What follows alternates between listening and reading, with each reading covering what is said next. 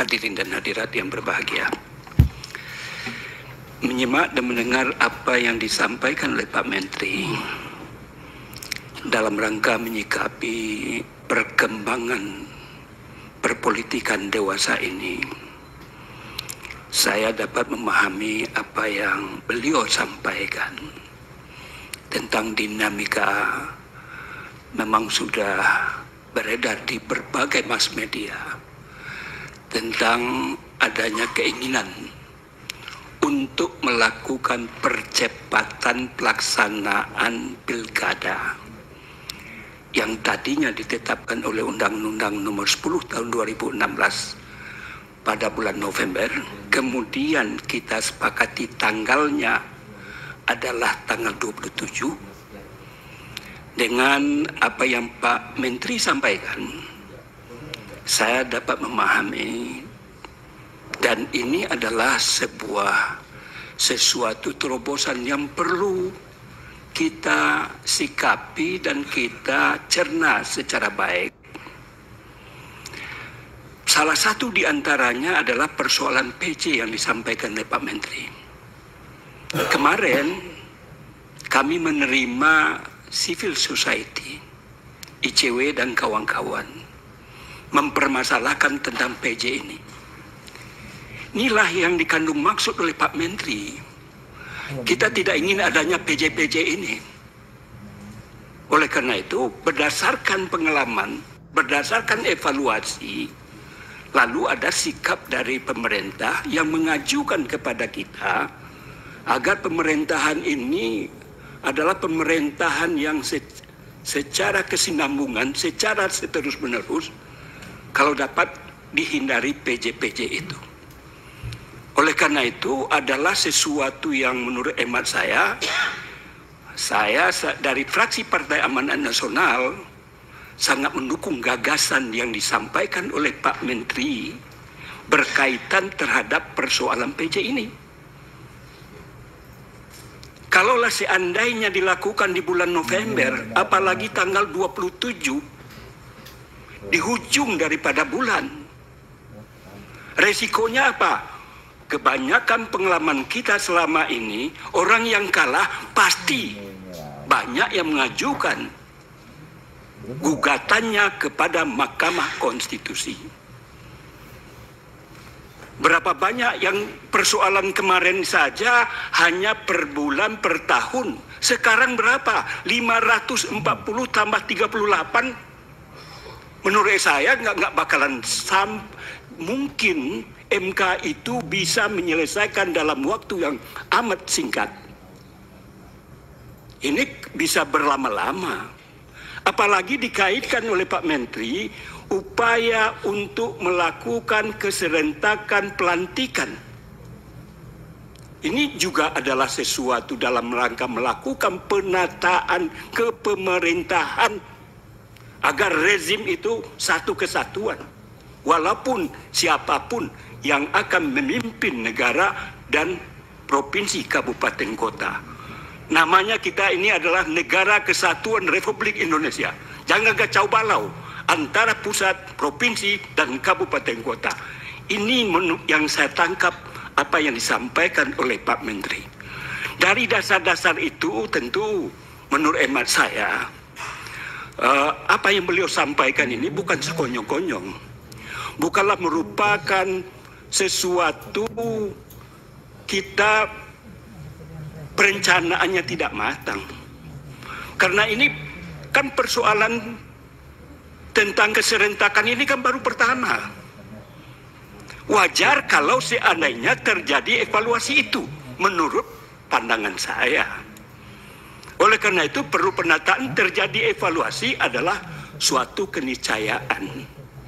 Oleh karena itu tentu ini perlu dilakukan pembenahan. Dan kita selama ini walaupun saya dari awal di Komisi 2 ini sangat terlibat dengan berbagai kebijakan apa yang sedang kita bahas, tentu ini juga perlu kita pahami, perlu kita dalami, dan perlu kita cermati secara seksama. Tentu jangan sekonyong-konyong kita a priori terhadap apa yang disampaikan oleh Pak Menteri dari perspektif yang saya ungkapkan tadi. Kemudian dari segi perencanaan pembangunan 5 tahunan dan seterusnya, sebagaimana saya katakan, terlepas apa rezimnya, tetapi ini adalah rezim pemerintahan dari pusat, provinsi, dan daerah. Bagaimana pusat, provinsi, dan daerah itu punya sinergitas. Apapun partai yang dipimpin oleh para gubernur, bupati, wali kota, dan itu hanya masalah demokratis saja. Tetapi tujuannya apa? Bagaimana kita maju bernegara, bagaimana kita melaksanakan undang-undang dasar dalam rangka memakmurkan dan mensejahterakan dan lain-lain sebagainya. Ini adalah dukungan moral yang harus kita push kepada bupati terpilih, gubernur terpilih, presiden terpilih, apapun partai politik yang mengusungnya. Jadi artinya tentu kita harus demokrasi juga, kita juga harus memahami siapa yang memimpin, itulah pemimpin kita, apapun partainya. Kemudian yang berikutnya adalah persoalan, kita juga sudah melakukan diskusi dengan Pak Menteri di sebuah hotel. Kita memang ada, kita ini ada namanya trias politika, ada namanya legislatif, ada eksekutif, yudikatif. Kita saling menghargai ketiga komponen itu adalah harga mati. Apakah kita tidak boleh melakukan komunikasi dalam rangka apa? Dalam rangka perbaikan bangsa dan negara, dalam rangka mengatur penataan kepemerintahan. Saya rasa why not? Artinya kita tidak mengintervensi kewenangan yang mereka miliki, tetapi kita mencoba menyampaikan persoalan apa yang ada dalam pelaksanaan pilkada ini. Oleh karena itu, menurut hemat saya, adalah merupakan suatu keniscayaan, baik DPR ataupun pemerintah, untuk melakukan komunikasi, untuk menyampaikan persoalan-persoalan ini. Agar bagaimana? Tujuannya adalah untuk kebaikan, sebagaimana dikatakan oleh Pak Menteri tadi. Oleh karena itu, berdasarkan hal-hal yang saya sampaikan tadi, menyikapi poin-poin yang Pak Menteri ungkapkan, dan saya tidak akan mengulas secara satu persatu, terlalu panjang untuk saya ungkapkan, tapi saya melihat ini sesuatu yang sangat positif dengan dasar-dasar pemikiran yang saya sampaikan. Oleh karena itu, atas nama fraksi Partai Amanat Nasional sangat mendukung gagasan yang disampaikan oleh pemerintah dengan catatan. Catatannya adalah, siapkah KPU melaksanakannya itu? Karena yang melaksanakan pilkada ini bukanlah pemerintah. Yang melaksanakan ini bukanlah DPR.